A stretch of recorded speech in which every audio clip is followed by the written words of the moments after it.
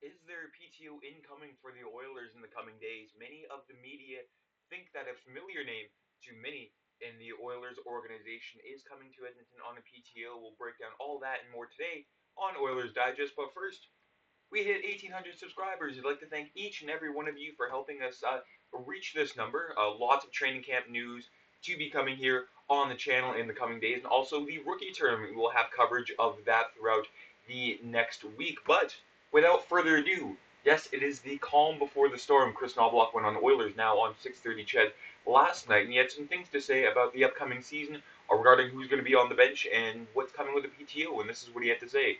Brendan Escott, who is the host of Oilers Now, said Kris Knoblauch confirms tonight on Oilers Now there are no changes to the Oilers coaching staff for the upcoming season 2024-25. Paul Coffey will indeed return behind the bench, and that's huge news for the Oilers' defensive depth. Ty Emberson, he will certainly be a player that benefits from the coaching of Paul Coffey. Of course, Paul Coffey in the past before quite reluctant to joining the Oilers bench. You kind of want to be on the sidelines, more of a mentor instead of an actual coach. But I mean, in the role that he's had so far, he's been phenomenal with it. The only thing he has to do now is fix Darnell Nurse, but that is easier said than done. And also, Knoblauch also added the Oilers are hoping to get one more defenseman added on a PTO, and that we should expect an announcement soon. And there was also some news, of course, when it comes to a PTO, Tyson Barrie will not be joining the Oilers on a PTO as the Calgary Flames snapped him up.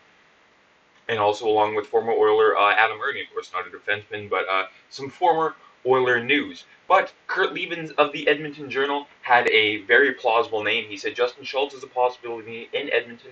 As I indicated last week, the two sides have talked about it. I suspect Schultz is looking for a contract as opposed to just a PTO, along with some other suspects I named over the past few weeks. A guy like Justin Schultz, Kevin Shattenkirk, those reports are plausible. Mark Giordano, the Oilers talked to his agent. Lots of other names, but it is more likely that we could see the likes of a guy like Travis Dermott. Yes, he is a lefty, but he comfortably plays both sides. He was coached by, wait for it, yes, Kris Knoblauch in Erie, and he was also a teammate of Connor McDavid in Erie as well, and Connor Brown, and he was represented in the past by Jeff Jackson. There is a split squad game with the Flames on the 23rd. They will need 12 defensemen for that.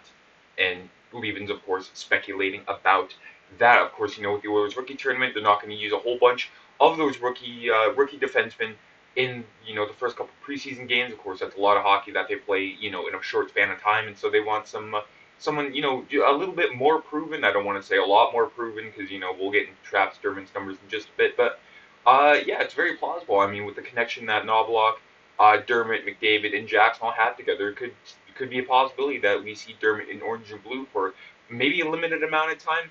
Who knows? You can see there his underlying numbers, not exactly the greatest there. I mean, he played heavy numbers as a young defenseman in Toronto, which is possibly the hardest market to play as a young defenseman in the National Hockey League. And so you sort of see there his time on ice over the years did dwindle, leaving Toronto, going to Vancouver, and then eventually ending up in Arizona. Again, Arizona not the strongest team where he played, more top minutes, but again, their chances for compared to chances against with a 38.5 Corsi for percentage. I mean, not exactly the greatest. And just breaking down his individual stats here: 50 games, 2 goals, 5 assists. Of course, you're not exactly expecting the world out of Travis Dermott exactly.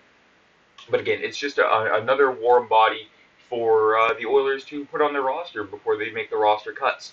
You can see there, of course, McDavid being from Newmarket, he did not play for Newmarket, so they were not teammates there, but they were teammates in Erie before Dermott was drafted by the Toronto Maple Leafs, and then he went off to Toronto there. So Travis Dermott, I mean, it's his name has been linked before, not as strong as it has right now, because of course, in the past, others were expecting the Oilers to go after bigger fish in the sea name-wise, not exactly skill-wise, because again, you're not expecting, to grab a top 4 defenseman in, early September. So we'll just see what happens with the PTO. No one knows when the announcement is coming, but with the captain skates underway, we will hopefully see something soon. And with the captain skates, Tom Gazzola says the off-season is over, with a good chunk of the Oilers' main roster joining Captain Connor McDavid for the captain skates. Of course, McDavid and Draisaitl, Nurse, Hyman, Henrique, Ekholm, Connor Brown, newly acquired Victor Arvidsson, Corey Perry, Brett Kulak, Stuart Skinner,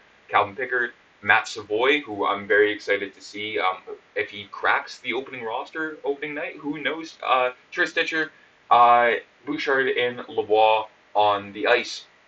And Connor McDavid was asked by everyone's favorite media member, Mark Spector, when it comes to the preparation compared to last season versus this season. And Connor said, "I went with a little bit of a different strategy this summer." He said, "In years past, it's just been very volume heavy, very go go go, throw everything at the wall and hope something sticks. That strategy, as well as has worked for me. I think about the beginning of last year, I was just very tired and fatigued from a long summer of training. I was not feeling very good on the ice, and it translated. Last year taught us that you can't win the cup in September in October, and you can certainly put yourself in a tough spot." And I can't agree more with that. I mean, the Oilers, after their second round loss to Vegas, I think they sort of overthought everything when they thought that was their year. And over the summer, had a bit of an identity crisis. Of course, head coach Jay Woodcroft there sort of overhauled the Oilers system, and with everyone just sort of in that mindset of gaining revenge, they lost the plot. And this is how they ended up to start the year. Of course, McDavid was hurt before the end of October against the Winnipeg Jets. Of course, that translated into the Heritage Classic. Some say he rushed back a little bit too soon, and it sort of hampered his game for the rest of the year. I mean, with the point total that he put up, you can say, well, did he really hamper his game? But yeah, he changed it in many ways. Of course, he didn't have the shot first mentality that he had the year prior, and it just threw everything off in the process. I mean, the Oilers had that tremendous run through December in January, but they overthought things last summer, and again, it translated into the Oilers game, and it had their slow start, but they did bounce back out of it. And also with the rookie camp, you can see there's some familiar names there. Carl Berglund, a guy like Jaden Ruby, Sam O'Reilly, Matvey Petrov, Matt Savoy cracked the rookie camp roster, which is a big surprise, a very big surprise to me. I'm just stumbling over my words as I'm talking about it. Matt Savoy cracking the roster, James Stepan, Brady Stonehouse, and then you have the usual suspects on defense like Bo Akey and Max Wanner there, and then goalies you got Brett Broku, Nathaniel Day, and Connor Unger. Now, pretty deep roster forward wise. Defense is kind of lacking, but when it comes to our prospect evaluator, Bruce Kurlock with Oilers Nation, he says out of all the camp invites, Frankie Morelli would be the player to watch. He said the forward group is the deepest group of Oiler prospects sent to the tourney in many years. And when it comes to Frankie Morelli's scouting report, of course, he did go undrafted, and he was invited to the rookie camp by the Oilers.